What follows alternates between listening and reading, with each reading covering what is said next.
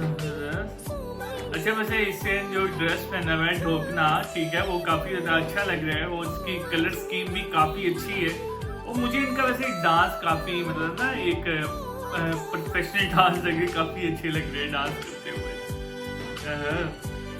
ज़बरदस्त ज़बरदस्त,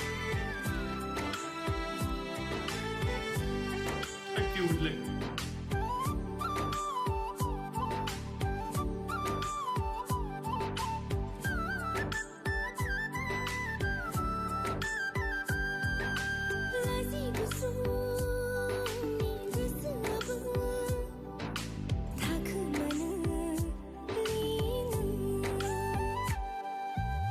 हाय हाय हाय हाय यार, इसके जो हेयर स्टाइल है और जो ड्रेसिंग का गाइस, इसका जो जिसने जो ड्रेसिंग की हुई है वो काफी ज्यादा कमाल की लग रही है।